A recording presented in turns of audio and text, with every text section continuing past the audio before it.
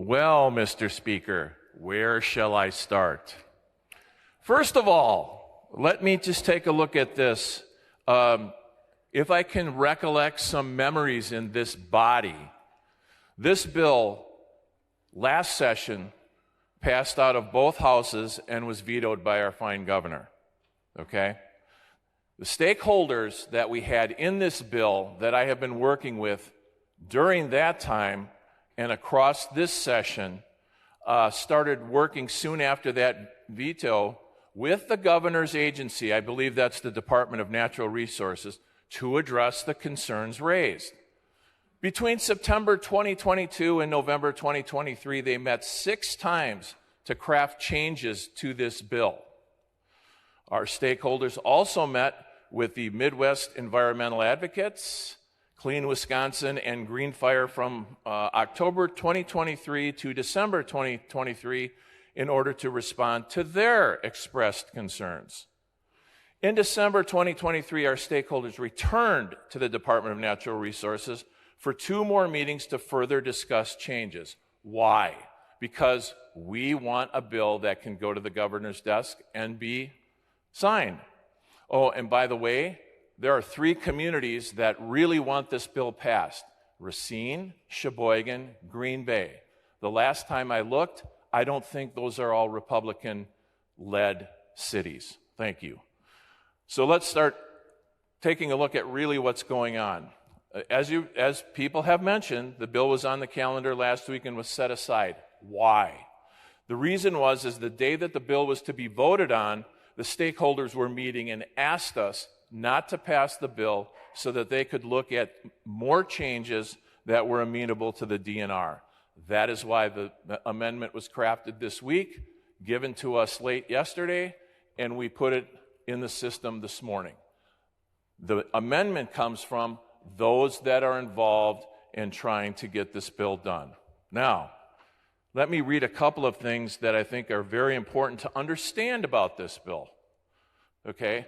The bill has the support of the League of Municipalities, the Realtors Association, and they are meeting with the Department of Natural Resources and other groups to make sure that we go forward with this legislation and that we have what would be acceptable to all. This bill, this legislation would resolve the title disputes on and clarify allowable uses of property that was once part of the Great Lakes Waterway or commercial river where the property was filled decades ago. So we are not talking about touching shorelines. We are not talking about doing anything with water. We are talking about, as I said in the hearing, I could stand on the parking lot where the city of Racine would love to have some public-private development, which would draw more people to the lakefront, which would share the public use much greater, and the DNR wants to protect that particular parking lot. We have issues with blighted areas in Sheboygan and also in the Green Bay area as well. And let me underscore a couple of other things. This bill does not change any environmental laws. This legislation does not allow any new fill of lakes or rivers. The opportunities created under this legislation are also completely voluntary, which means if you don't want development in your area, you don't have to go through this. It is intended to create a process to address the uncertainty in the manner that is fair and equitable between both to the title property owner and the interests of the public. That's what this bill is intended to do.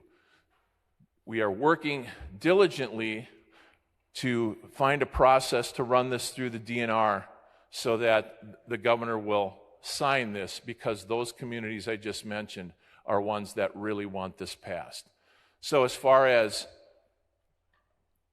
not doing anything, not listening to anything, I always hear that.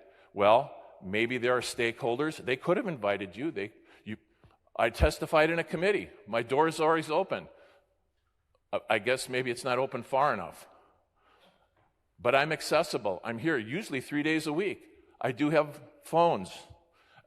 So to hear this, that we won't take any input, we are working with stakeholders that really want development along our Great Lakes so that they can share their communities with others in other states and other counties within our fine state. So I hope that clarifies what this bill is intended to do. There was nothing done in the cloak of darkness except for us to finish off the amendment, because it does get dark after 4 o'clock. But anyways, so with that, the vote should be green so that we can move forward instead of convoluting the bill with things that are completely not true. Thank you.